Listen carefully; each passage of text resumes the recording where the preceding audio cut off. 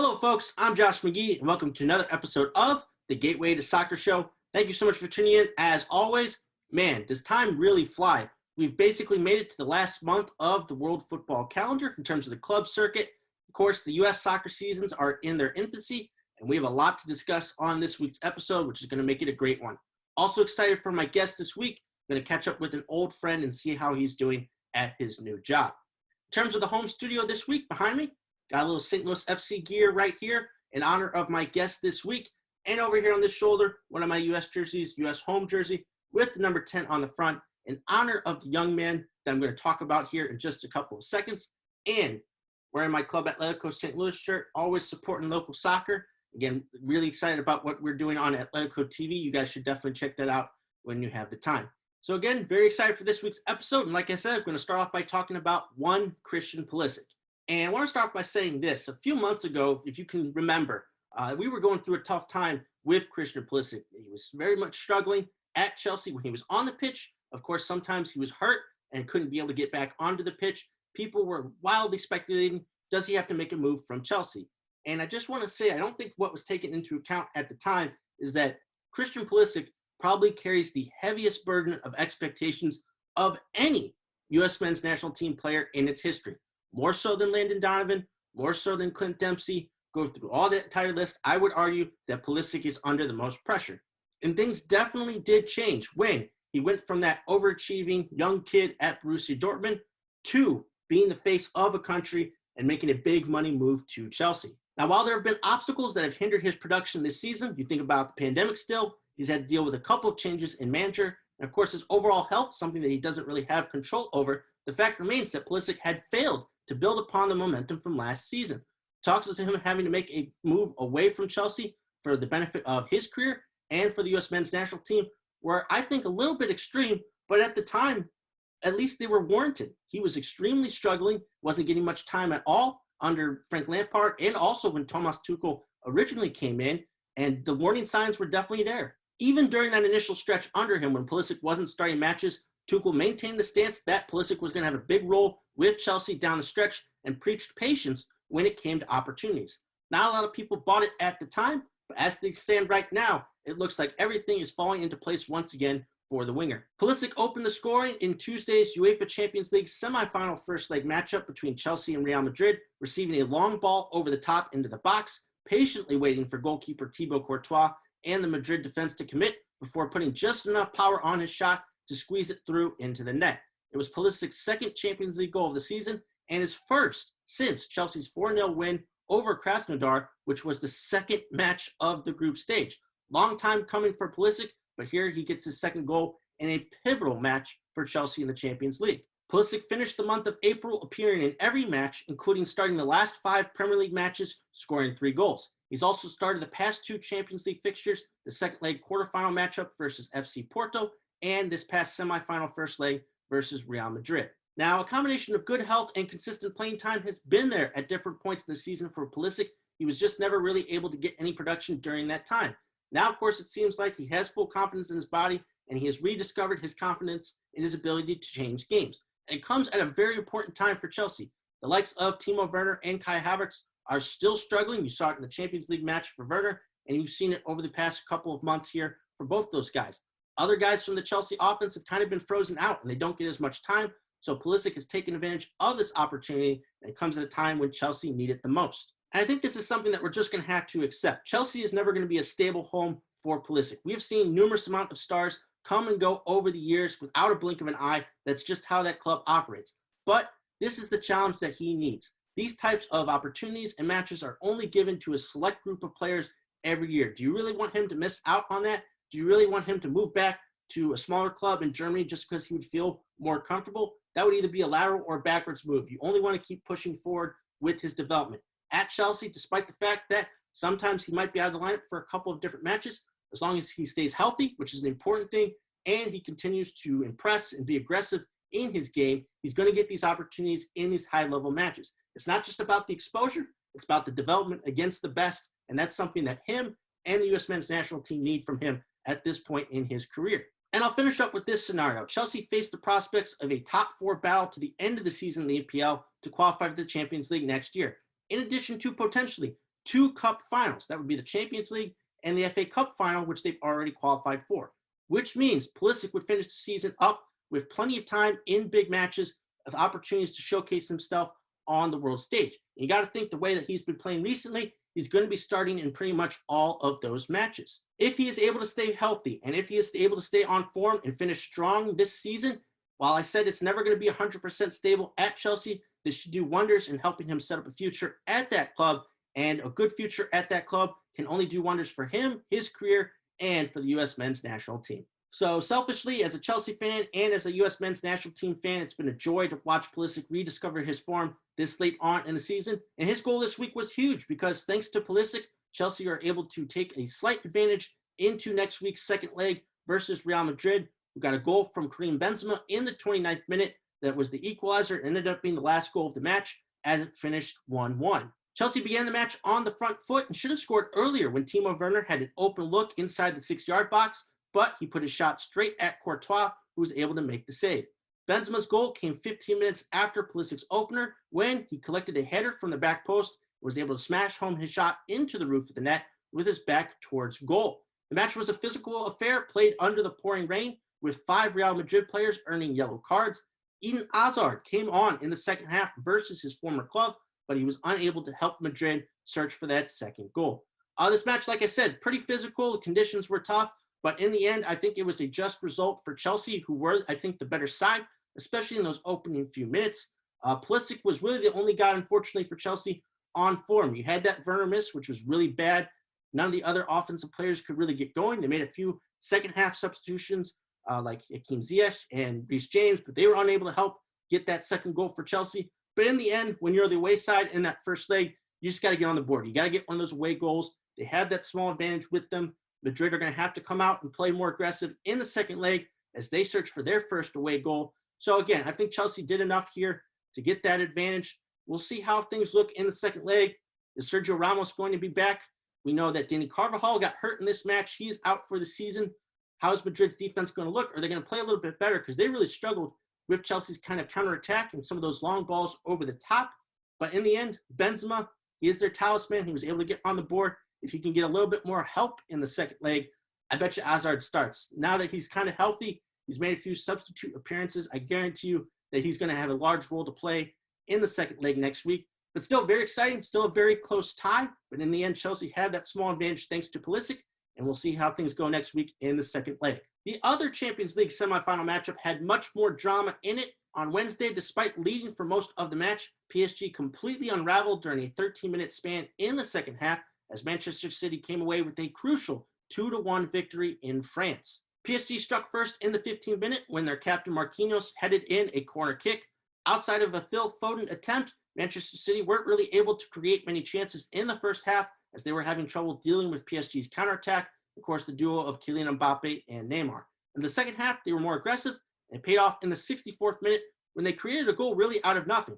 Kevin De Bruyne on the outside put in a beautiful ball into the box. His service is always impeccable, but this time it was just perfect. He evaded everyone, including the goalkeeper Keylor Navas, as it curled all of its way into the corner of the net. A few minutes later, another mental mistake by PSG led to the second goal as a Riyad Mahrez free kick somehow squeezed between players in the PSG wall and went all the way into the back of the net for City's second away goal of the match. PSG's aggressiveness to try to get back into the match unfortunately cost them when Idrissa Gueye was shown a straight red card in the 77th minute for a studs-up challenge on Ilkay Gundogan. That basically shut down PSG's comeback, and the match finished up 2-1. So again, this was quite shocking to watch. PSG really started out this game well. They got that opening goal. City weren't really getting many chances at all. But again, just that weird goal that happened, that cross that ended up going into the back of the net from De Bruyne kind of set things off for PSG. They really let themselves go. Again, how do you not have that wall set up to where that ball should not be getting past players? It should not be squeezing through. There's nothing Navas can do. You're expecting the wall to do its job there. And just the mental mistakes and everything else that was going on with PSG. Then when they got really aggressive trying to get back into the match, Gueye gets that straight red card, just completely unraveled during that 13 minutes. City, they never got really frustrated. They weren't creating many chances, but they kept things going. They kept moving forward, and eventually they were rewarded for it. And they were just the more level-headed team at this time. We've seen it over the past few years with PSG. When things get really tough, they start looking around and there's not a lot of leadership to help get them out of that type of funk. Again, they were controlling this match. I know things kind of went wrong maybe in the Bayern Munich second leg where they didn't score. This was a little bit like that, to where things just kind of got out of hand and they weren't really able to impose their will during it. So City with a huge advantage going into that second leg with those 2 away goals. Again, PSG, they got the talent. There's no question that they can come back in this tie and win it from behind. But yeah, giving up those 2 goals and then the red card, just completely uncharacteristic of what PSG have been doing in this Champions League. I thought they had gotten out of their tendencies. They shot themselves in the foot here. So we'll have to see. City definitely have the biggest advantage of any of these 4 clubs going into the second leg. It would be quite shocking to see a Chelsea-Man City final. It would be another all-Premier League final, the second, I believe, in 3 years. But again, Real Madrid, PSG, they definitely have the pedigree to get back in these ties, and it could completely flip away around. So again, a lot of interest and intrigue going into the second leg of these semifinal matchups. For PSG and City, I don't think there are too many injuries to worry about. It's basically going to be the same teams that we see in the second leg. So again, very exciting. Can't wait to see who will be playing in that Champions League final. Okay, so for this segment, I want to provide another update on the Big 5 leagues. Like I said earlier, we got 1 month left in the season. We are down to the home stretch, and there are a couple of interesting title races going on in these leagues that I want to highlight, as well as some other news and notes. So let's start with the Premier League. Manchester City can clinch the title this weekend with a win and a Manchester United loss. They currently have a 10-point lead at the top of the table over the rivals. Both clubs have remaining fixtures that could help decide the race for the other 2 remaining Champions League spots. I know Manchester United face off against Liverpool this weekend. Always a big match, but Liverpool are desperate to get back into the Champions League picture. Manchester City, they still have to face Chelsea, who right now are maintaining 4th place in the table. So again, it's pretty much still a foregone conclusion that City, whether this weekend or next, are going to clinch this title. Manchester United are safely placed in second as of this moment. But again, they still got some big games left and could really help determine the race here at the rest of the table. So again, City most likely going to win the title, but these things should still be interesting for both clubs throughout the end of the season. Speaking of that Champions League race, 4th through 8th place in the EPL table are separated by only 6 points, as the likes of Chelsea, Liverpool, West Ham, Tottenham, and Everton fight for those last 2 Champions League spots. Despite their big 1-0 win last weekend over West Ham, Chelsea have the toughest remaining schedule because they still have to play Leicester City, Arsenal, and Manchester City. It's going to be a really tough road for Chelsea to stay into that top 4. Right now, they're 4 points behind Leicester City, and they're staving off the likes of West Ham, Liverpool, and others by just a couple of different points. Liverpool, they got a pretty easy schedule after this United fixture over the weekend. In terms of West Ham and Everton, obviously, going to be tougher for them because of the squads that they have. And Tottenham, they're adjusting to life without Jose Mourinho. So in the end, if I had to make predictions, I think it's going to be Leicester City and Liverpool. Although Chelsea, I think, will also have a strong case and will battle for one of those top spots here at the end. But still, the race to look for in the EPL is definitely going to be who are the other 2 teams to qualify for next year's Champions League. And lastly, a quick update on relegation. With 5 matches remaining, Fulham are 7 points behind Brighton for that final safe spot in the EPL table. Despite a little bit of a resurgence, West Brom are 9 points behind Brighton, with Sheffield United already being relegated. So it looks like it's going to be those 3 clubs. Really tough to see Sheffield go down after the great season they had last year in their first year up. West Brom and Fulham came up this year. So again, really disappointed to see them go straight back down. Always liked Fulham. I know they're a rival, but Craven Cottage and, of course, the Americans who have played there. Again, how could you not like that? So it's going to be a tough uphill battle for them. Brighton have struggled, especially scoring goals this season. But unfortunately, 7 points, it's going to be a tough gap. Obviously, Brighton can kind of play for a few draws and pick up points that way. So again, seems like relegation pretty much set in stone here for the Premier League. Next up, let's talk about La Liga and the most entertaining title race in the Big 5 leagues with 4 teams remaining in the hunt. Let me set the scene here real quick. This past weekend, both Real Madrid and Atletico Madrid dropped points. Real drew, while Atletico lost. After their 2-1 win on Sunday versus Villarreal, Barcelona had the opportunity to take a hold of the top spot in the table in midweek, but they lost in embarrassing fashion on Thursday in a 2-1 decision versus Granada, conceding 2 second-half goals. Once again, another weird, unexplainable bad result for Barcelona. It was a huge missed opportunity. Now all the clubs have played 33 matches, only a few matches remaining. Atletico still have a 2-point lead at the top of the table over Real Madrid and Barcelona, who are tied on 71 points. 1 point behind them would be Sevilla FC.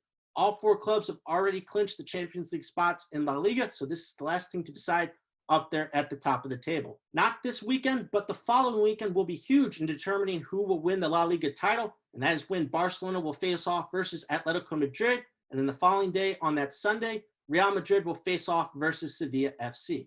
So again, really exciting, but it's been weird. All these clubs dropping points to lower level sides. They haven't even been going up against each other, and still they're finding ways to lose or to drop points. All the talent in the world. Obviously, Real Madrid, they're dealing with the Champions League right now, but still, they should have their eye on the prize here in La Liga. It's up for grabs. Even Sevilla have mounted an impressive, campaign here to be in the hunt for this title at the end of the season. Going to be really excited, but like I said, that weekend coming up, Barcelona versus Atletico, and then Real Madrid versus Sevilla. It's going to go a long way to determining who's going to win the title. In terms of determining a favorite right now, I'm not completely sure. Obviously, Atletico, they have the biggest advantage, but it's only 2 points. So it's anybody's guess who's going to come out on top here at the finish of the La Liga season.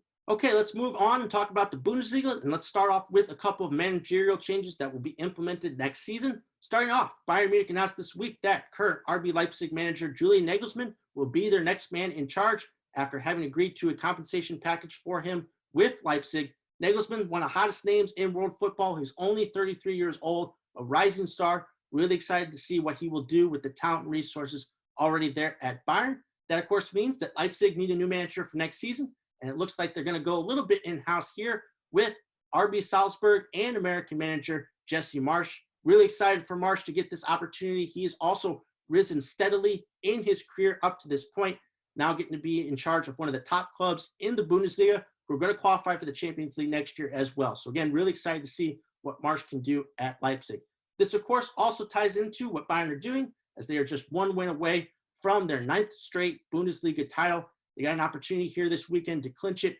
And, of course, that'll see off Hansi Flick, who is most likely moving on to the German national team, or at least we know he's going to be moving on from Bayern Munich. So still, once again, Bayern Munich, they see managers come and go all the time. They just keep rolling along. Again, really excited to see them pick up a new young manager and see what he can do here next season. Also in the Bundesliga, the Champions League race is also tight, as 3rd through 6th place is separated by just 7 points, as the likes of Wolfsburg, Eintracht Frankfurt, Borussia Dortmund, and Bayer Leverkusen battle for those final 2 spots. Both Wolfsburg and Dortmund have remaining fixtures versus 2nd place Leipzig, while Leverkusen also have a matchup still with Borussia Dortmund. So it's going to be a tight race. We always thought that Dortmund were eschewing for one of these Champions League spots, but they're really in a bind right now, having to compete with these other clubs. Of course, if they don't make it, most likely Erling Haaland and Jadon Sancho, as well as maybe a few other players, will be leaving there this summer. But again, really cool to see another really tight race here in one of the big 5 leagues. Gotta like Dortmund if they are able to pull out these tough results against the other clubs that they have to play to get in it with the talent that they have.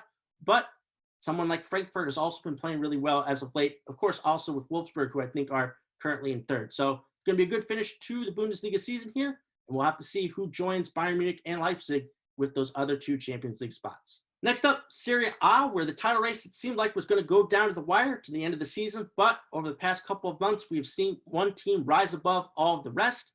Following their 1-0 victory over Hellas Verona, Inter Milan hold a 11-point lead at the top of the table over 2nd place Atalanta. They can clinch the title this weekend with a win, and if Atalanta drop points, tremendous accomplishment by Antonio Conte and his side. They were able to distinguish themselves from all the other clubs there in Serie A. Really good combination of defense and, of course, the attacking duo of Romelu Lukaku and Lautaro Martinez. So looks like Inter are going to win the title and reestablish themselves back at the top of Serie A. However, the Champions League race in Serie A is incredibly undecided. You've got the likes of AC Milan, Napoli, and Juventus all tied on 66 points, 2 points behind Atalanta in 2nd place.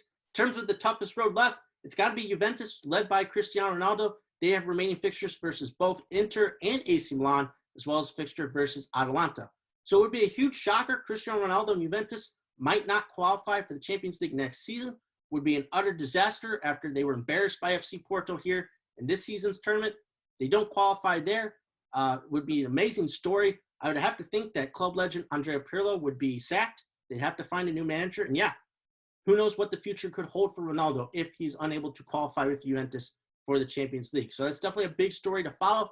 You got really fun offensive teams like Atalanta and Napoli and AC Milan with Zlatan Ibrahimovic, all in the mix there here over the final few weeks in Serie A. So definitely one of those other races you need to be paying attention to. It's not a title race, yes, but still a lot to play for here in the final few weeks of the season for those clubs in Serie A. And lastly, looking at League One in France, Lille's fate is in their hands as their narrow 3-2 win versus Lyon last weekend kept them at the top of the table, 1 point ahead of PSG and 2 points ahead of AS Monaco. Neither of these clubs face each other for the remainder of the season, but Monaco still have a tough fixture versus Lyon left on their schedule. So like I said, Lille's fate, it's in their hands. They did a great job this season of dealing with the big clubs, especially with PSG. They have an opportunity, if they just win out, to win the League One title, something that PSG has had a stranglehold on over the past few years. Obviously, they are tied up with their Champions League matchup versus Manchester City, so it's a good time here for Lille, maybe even Monaco, to swoop in and capture the League One title. So it's been an impressive season by all of those clubs, but as of right now, Lille are the ones at the forefront of capturing that League One title. Okay, so let's switch gears and talk a little soccer in America. I'm going to start off with some MLS topics, and we'll begin with the CONCACAF Champions League. We had the first leg of the quarterfinal matchups here this week.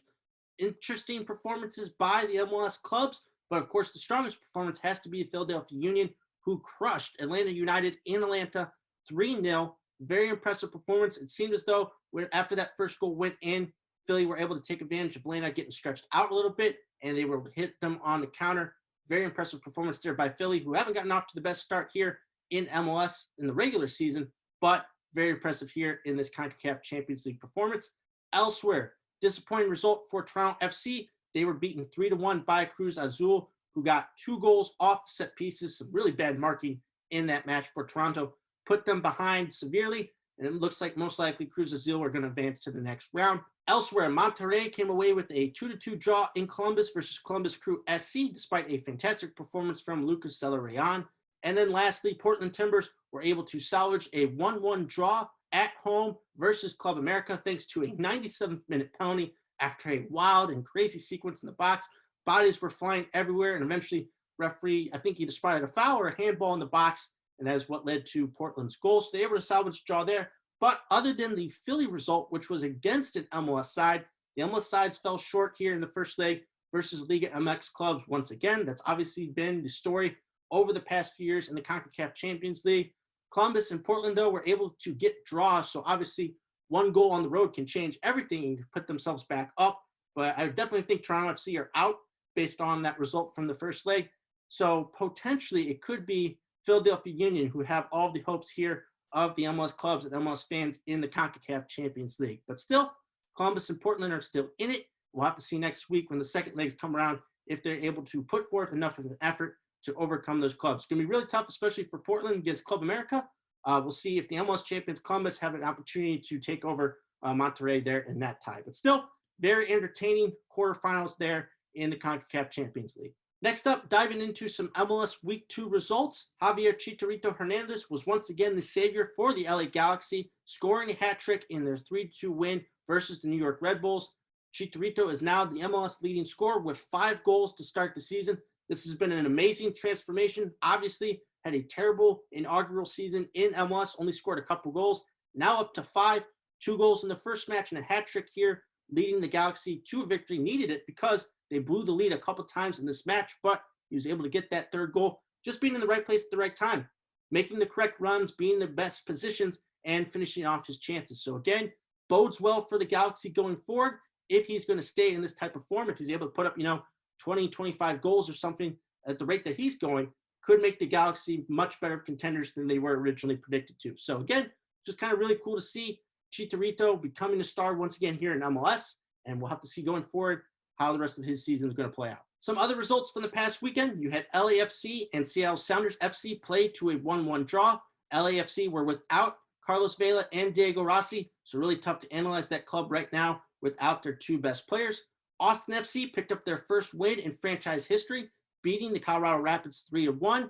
You also had an impressive victory for Inter Miami CF, who beat Philadelphia Union 2-1, getting the goal from either Higuain brother Federico and Gonzalo. So again, really interesting to see that Inter Miami have been able to put in a couple goals in the first couple of matches, beat a quality side in Philadelphia.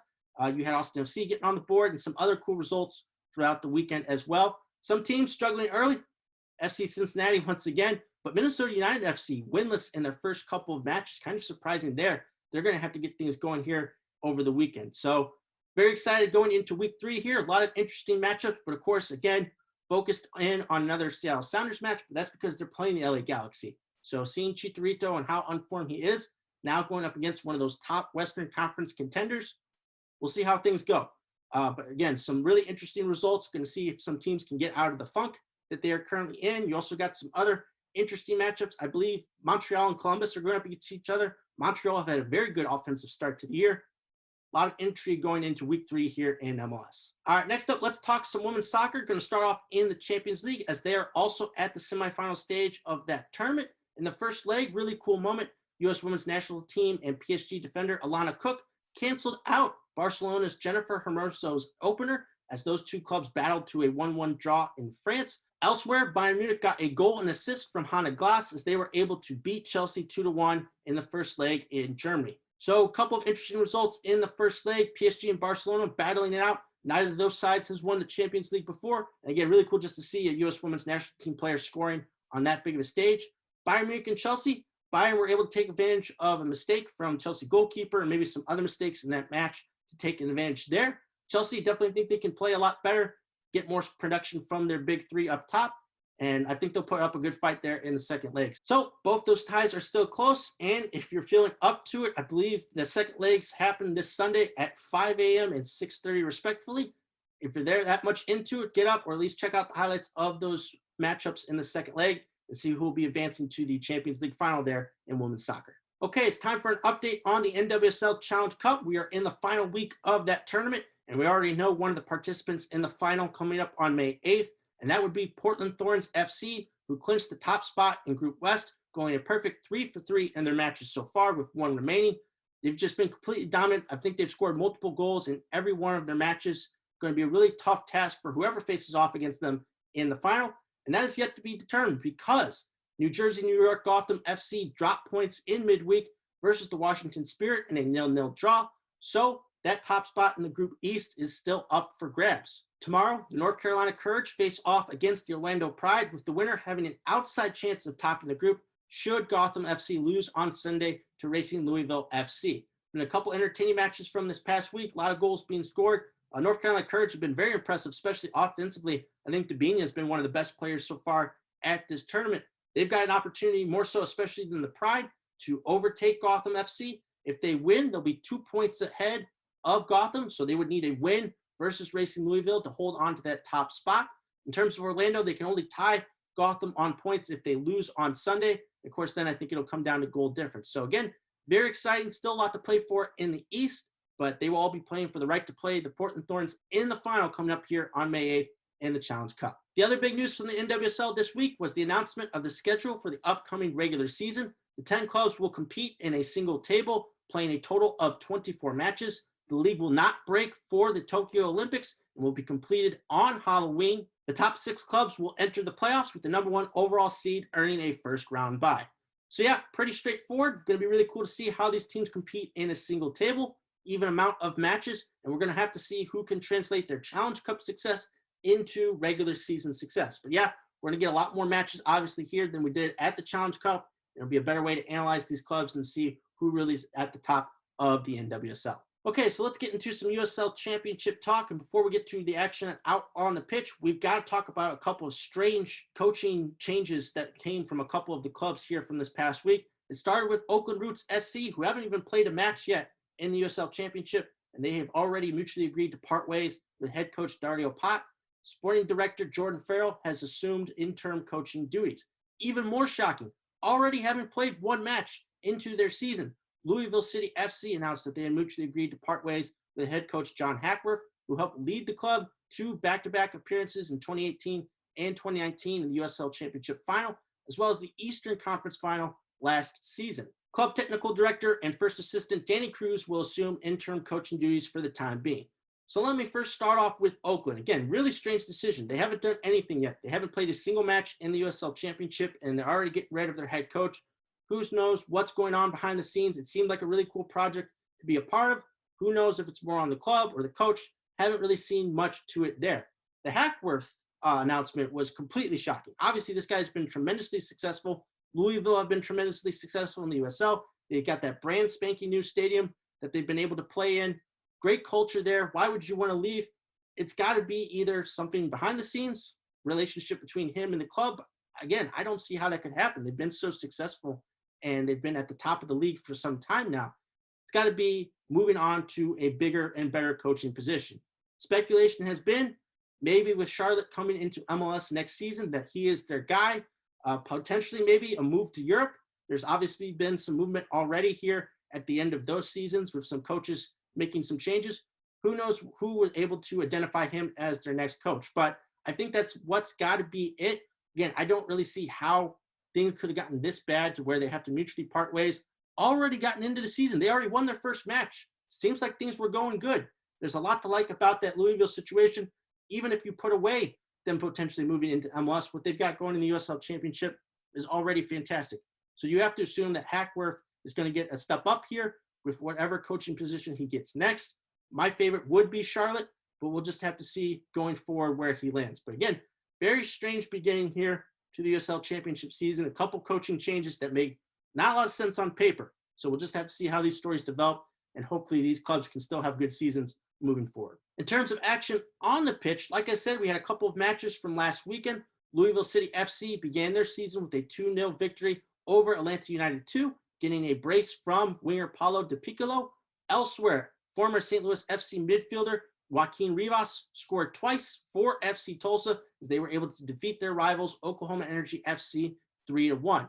Very fantastic performances by both Di Piccolo and Rivas. Again, really cool just to see Joaquin get out there, do his thing. A couple of really nice, spectacular goals in a big rivalry match, first match of the year. Like I said, FC Tulsa is definitely going to be a team to pay attention to. And Joaquin, man, could be in for one of the best seasons of his career. In terms of this weekend in the USL Championship, we have 10 matches on the docket. So this is kind of like the official opening weekend for the league. Obviously, the big one is Phoenix Rising FC debuting their brand new home stadium Friday night versus San Diego Loyal on ESPN2. Very excited to see the first nationally televised match here for the USL Championship season. A lot of other interesting matchups here over the weekend. I'm really just excited to see specific teams. But if you're looking for a matchup to look out for, again, Midwestern guy, former St. Louis FC guy, Birmingham Legion versus Indy 11. Really excited to see what Fanuel Kavita can do in Birmingham. And also Indy 11, they lost a lot of guys here in the offseason. No Tyler Pashner, of course, being the biggest one, as he's been very successful so far with the Houston Dynamo. Interested to see how they look. Can they kind of challenge Louisville at the top of their division there in the Eastern Conference? So again, very excited to have the USL back. Going to get a little bit more into it with my guest here a little bit later on in the show. Okay, now it's time to get into some St. Louis soccer news. We got to start off with St. Louis City SC. And this past weekend, I had the opportunity to attend the club's second open trial for their upcoming academy team. A total of 120 kids across a couple of sessions came out on a rainy Saturday afternoon at the Creve Coeur Soccer Complex to showcase their skills. Sporting director Lutz Vandenschel has been impressed so far with the talent that has come out. There will be a couple more opportunities for kids to try out for the club as they get ready for the MLS next fall part of the season, which is when their academy team will debut. So I'm going to play a couple of clips from my conversation with Lutz. I asked him a little bit about, what he has seen so far at these trials, what they're looking for in these kids that try out, the process for trying out. I also asked him about this MLS season and St. Louis City SC's role in it and what they're looking for from other clubs in MLS as they develop their own. So here, a couple clips from my conversation. Yeah, I mean, this is so far the biggest trial, two groups of 60 kids, 120. But I think you see that's the beautiful thing about an open trial, that really everybody shows up, tries his best. And there's definitely some talent out there as well. It's not just about having already that experience, it's more about the potential, about the athleticism, the pure talent, and I think this is what we're trying to spot here today.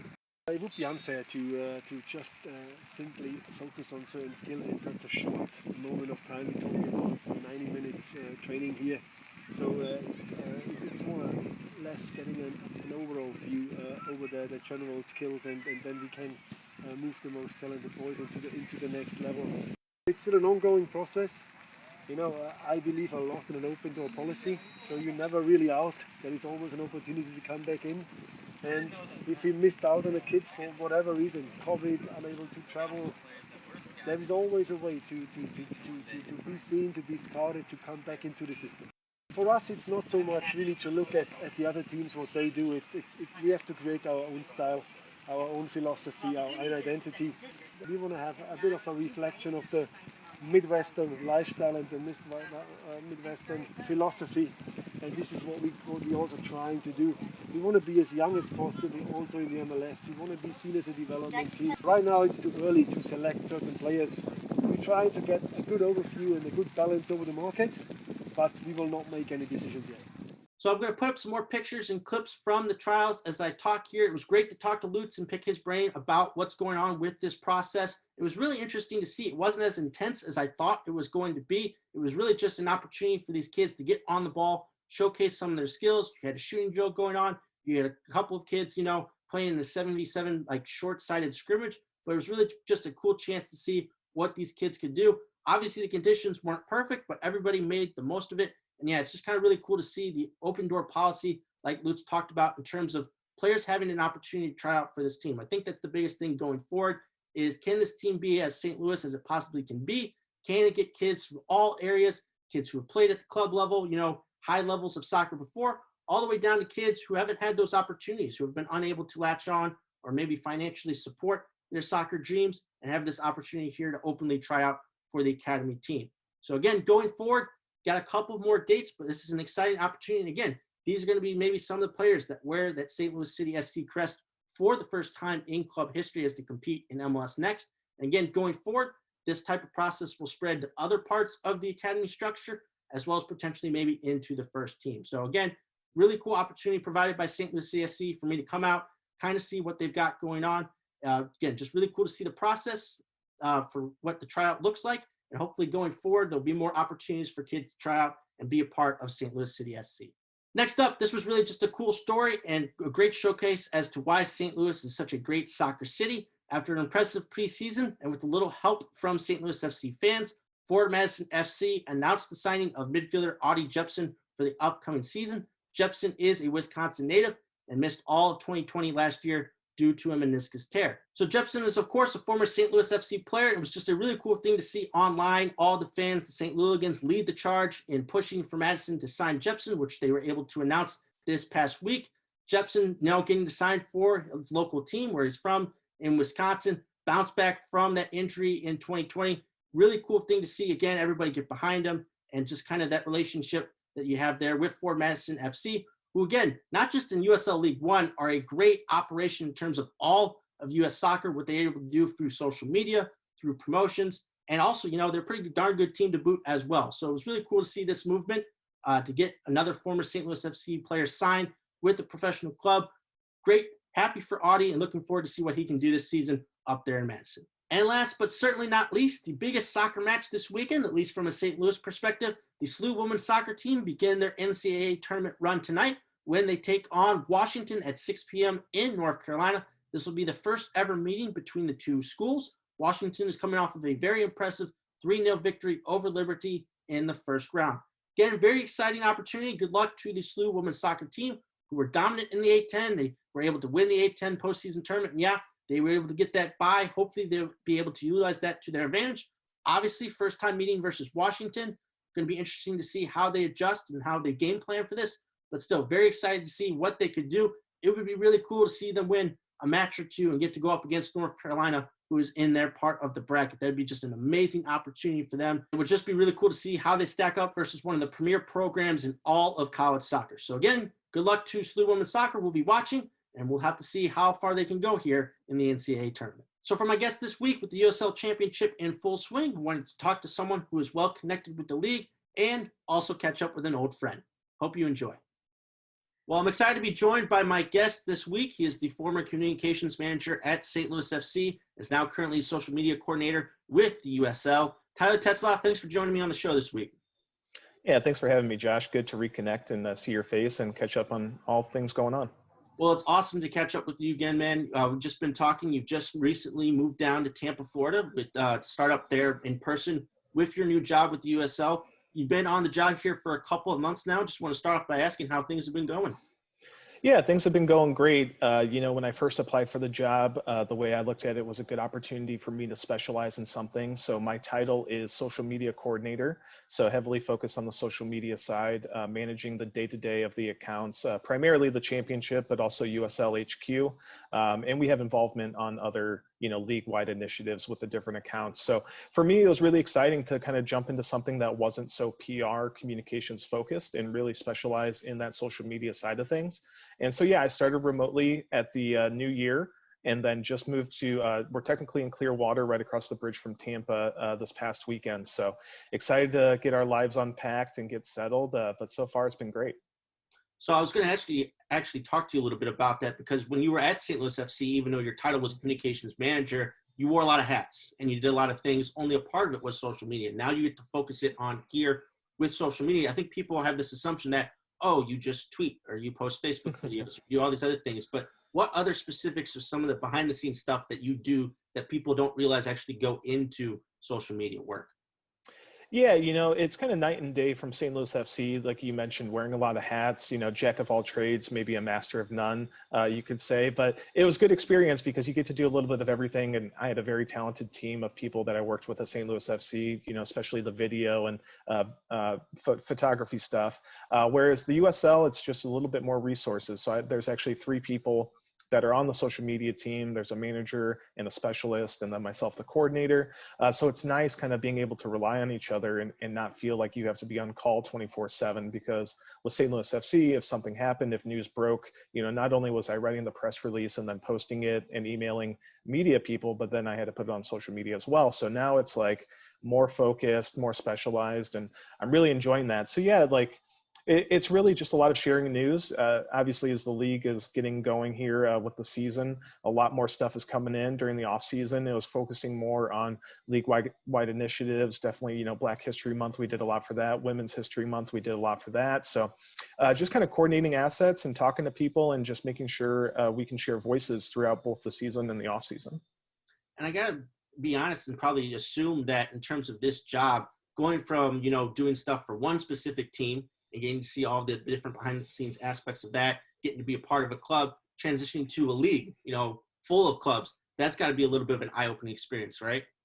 Yeah, 100%. You definitely kind of have the blinders on a little bit when you're at the club level, just seeing what's going on within your market, within your region, but then also your conference as well. So we really paid attention to what Louisville was doing, what Indy was doing, definitely when we had that smaller group last year, but then just in general, when we were in the Western Conference, you pay attention more to the Western Conference. And so now it's been, like you said, there's all the teams that you kind of have to pay attention to, but it's been good. It's been educating for me, getting to know all the players and kind of where they're moving and how teams are stacking up and kind of the cultures that all these teams are starting to establish. And, just be interesting when the season starts to really get a feel for how everyone's going to perform this year. But it's been good just from a self-education standpoint. I felt like I only probably knew 10 to 20% of what this league had to offer, just because you're so focused on what you have going on. And now it's exciting to really follow every team very closely. So let's talk about USL. Let's focus in on the USL Championship. Obviously, things are about to kick off underway this weekend. Had a couple matches last weekend, but this is kind of like the full, opening weekend with a bunch of different matches. And obviously, the league's been growing over the past few years and been trying to branch off into different avenues. I wanted to ask, either from your perspective of your work or just the league in general, what are their goals and hopes for the season to continue to build their fan base up? Yeah, when I first started at St. Louis FC, I think there was 24 teams in the league, and you already knew that more growth was going to happen, but you just never knew because it was kind of in its infancy. And obviously now, we unfortunately lost a couple teams last year, but still sitting at 31 clubs. And it's just so exciting to see the United States represented in such a great way like that, especially, the impact that teams like New Mexico have been able to have on their region and really rally a whole state like that has been exciting. And so there's more growth coming. There's USL Iowa that's coming in. There's going to be Rhode Island, and they've all released stadium renderings. And then just even the clubs that do exist now in their markets that are building brand new stadiums and renovating. You've got Colorado Springs, you got Charlotte, you got Phoenix Rising, who's going to debut their new stadium on ESPN2 this Friday night. So it's really good for the league to kind of have that exposure, and hopefully more and more markets will continue to come in. And also what's going to help this season, especially in terms of growth of fans and things of that nature, is the fact that fans will be returning to stands in some capacity. I would have to assume that that aspect of things, obviously the focus is always going to be the on-the-field product. But when it comes to getting the word out about the league and some of the stuff that you'll interact with, it's going to be a big help, right? That fans will be back in the stands cheering and make things a whole lot better atmosphere-wise. Yeah, absolutely. I think we've all missed either being in the stands as a fan or just, at the club level, especially having fans too, because that's what it is all about. And especially you see the outcry of the Super League that was happening a week or so ago. Football is for the fans, and that's why, we are an entertainment industry. And granted, there's more ways than ever to consume a game, especially with TV and internet and all that fun stuff. But we need people in the stands. And, luckily we're kind of getting over the hill of COVID, and people are getting vaccinated and hopefully being safe. And I'm sure there'll be measures in place for those first few months, making sure that everyone's adhering to certain guidelines. But it's just really refreshing. It seems like we've kind of turned the corner and getting back to normal a little bit. Another big aspect, of course, coming into this season is the TV and the streaming deal. Obviously, there's been a working relationship with ESPN Plus over these past few years. There's been a select amount of matches on ESPN. That's going to expand even more this year with more USL Championship matches. We're going to have our first USL League One match that'll be televised nationally, which is a really cool opportunity. In terms of the future, developing this type of relationship with the USL and with national TV viewing, how do they want to go about it? How are they looking to continuing to expand into the future? What might that look like here in the next couple of years? Yeah, so I mean, to be honest, what the future holds, I can't quite say. I'm sure that's more the corporate partnership team and all the activation on that side with the vice presidents. But, I think there's obviously an appetite for it. The partnership with ESPN has only continued to grow. I think this is going to be our third or fourth season with that network and that platform, especially on ESPN Plus. And now seeing more games come to the linear channels and being featured on ESPN2 and, even ESPN Deportes and ESPN News. It's really exciting for the league to kind of get into these markets where people might not have access to ESPN Plus. So for us, it's only a good thing, and we're excited to hopefully see it grow. And I think you can see this exponential growth that's happened over the last couple of years, and long may that continue, hopefully in the next couple as well. Something that you mentioned earlier on in the interview, some of the work that you guys did during Black History Month and some of the work that you did during Women's History Month. Obviously, right now, a lot of things are going on in this country. Last season, teams in the USL Championship had to deal with what was going on. In terms of from a league perspective, some of the work that you guys have been doing here in the offseason, some of the work that you plan on doing, I think there's definitely an opportunity right now for any of these types of leagues to step up and to be at the forefront of these issues. What are some of the things that the USL are planning on doing? Yeah, we have a wide range of initiatives that we're working on, both behind the scenes and some that have already become public. And so, the Black Lives Matter, when that was happening last year, we kind of found ourselves on the forefront just because we were, kind of in season for the most part. And same with the NBA. So it's nice being at the level that we're at, being able to take this approach where we can be kind of on the forefront and be a leading voice and share voices that are within the league, which is really important to us. And so for us, the United Against Racism is going to continue both this year and in the future. And same with Forever Proud. It's an initiative that we're launching about the LGBTQ plus community. It's something that more stories that we're going to highlight both throughout this year. And it's something that, we did Black History Month and a lot of initiatives around that, but it's going to be stuff that we're committed to throughout the year. So we're really excited to share more people's stories. And like I said, I don't think it's going to be a short-term thing for us. It's not just a PR thing. It's something that we're really passionate about. I'm really excited to see what you guys are working on here throughout the rest of the season and into the future. Tyler, I want to transition here to St. Louis FC. Obviously, that's how we got to know each other over the past couple of years. And it's not really, normal sometimes to be able to enter into a sports team and kind of develop alongside them, right? You started out as an intern there, worked your way up to the communications manager position and kind of developed alongside the club. And I mean, obviously the on-the-field product is a big thing, but over the years, in terms of the growth of that club, I just want to ask either from your standpoint or from the club standpoint, what you were a part of, what were you most proud of in terms of growth and development with St. Louis FC? Yeah, that's a good question. For my personal development, I think just like in my career, but also just like as a person, I think sports is so you can't plan for everything, right? Like both of the results on the field, but just stuff off the field. There's a changing environment all around you, and you're in a very public eye, whether that be within your market or 5,000 people within the stadium, and you have to react to something. So I think for me, one of the biggest lessons I learned was just not reacting emotionally. It's working to solve the problem or working together to figure out, okay, when I was there, we went through 2 floods, right? 2 major floods, and then kind of a minor flood where we had to move that US Open Cup game to Lindenwood. So just being able to pivot and not panic, I think was probably one of the biggest lessons I've learned, like personal growth. And then within the club, like I said, when we joined the league, 24 clubs that were in the league, and just accelerated the growth. And I think you could just tell from the attendance that was coming to the soccer park. It's like we really made an impact within our community for the 6 seasons that we're there. And I'm really proud of that. So obviously the list is longer for you since you've been with the club for a few years, at least prior to moving to the USL. But to see some of these former players and former coaches pick up jobs elsewhere, what has that been like to kind of see where everybody has ended up here over the past couple of months?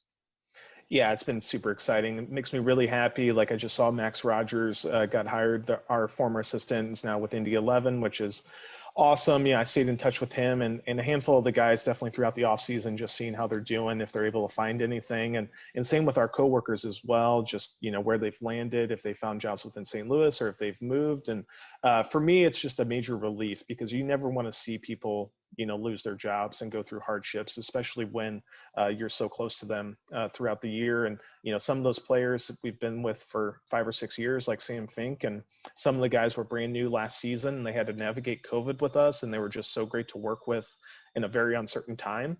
So it makes me really, really happy that a lot of these people have found new homes and are continuing their lives. And I think the main thing you just want as a supportive person, and as like a coworker, but really just a person, is you want people to be happy. So I'm excited that all these people have found new jobs or on the way to finding new jobs. And I know there's a couple free agents that are still hanging out there. So hopefully they can sign with some clubs here in the next few weeks.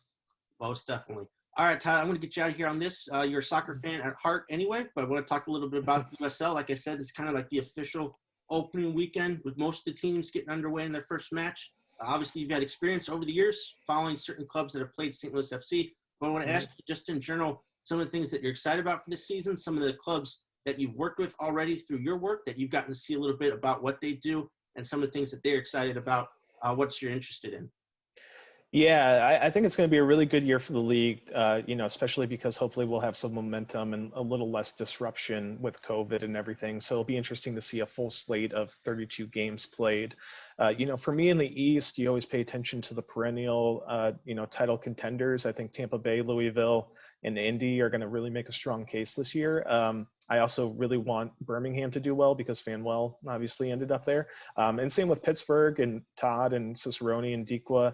I'm sure I could go down the list of players that have ended up on Eastern Conference teams, but I think it's going to be exciting, like I said, to kind of see that regional format still kind of being enacted with the way that we set up the divisions this year. But I think it's really going to bring, top 4 from each division is going to bring a lot of talent to the playoffs, which is exciting. And then in the West, it's like I said, I didn't really have to pay attention to them so much last year, but I think what San Diego is doing, what Phoenix has, it'll be interesting to see them play this Friday night on ESPN2, like I said, and really set the tone for the season. But also, I've always been a big fan of San Antonio, just the culture that they have. I'm pretty close with a few of the people there, and I think they really have a good thing going. So it'll just be interesting to see Tulsa as well. I think Tulsa, with the rebrand, all the talent that they've brought in, they have built a lot of momentum just over the last year or so with the new ownership and everything they have going on. So just excited for that to continue. I think, like I said, hopefully have a full season, not a lot of postponed games, and hopefully all the talent will shake out at the end in the playoffs. Well, again, I know that despite the fact there may not be a team here in St. Louis anymore, there's a lot to like still about the USL Championship. I know fans will be paying attention. And like I've been saying, this is kind of the official opening weekend. You can check out that Phoenix Rising FC San Diego Loyal match on ESPN2 Friday night. Of course, you can get pretty much every match on ESPN+. So, again, looking forward to this season. I would encourage everybody, go like, comment, engage with social media from the league because Tyler will probably be running it. So, Tyler, thank you so much. Good to catch up with you and looking forward to sticking with you and see more of your work here this season. Yeah, appreciate it, Josh. Hope to stay in touch and check in with you soon. My thanks to Tyler for joining me on the show. That'll do it for this episode of the Gateway to Soccer Show.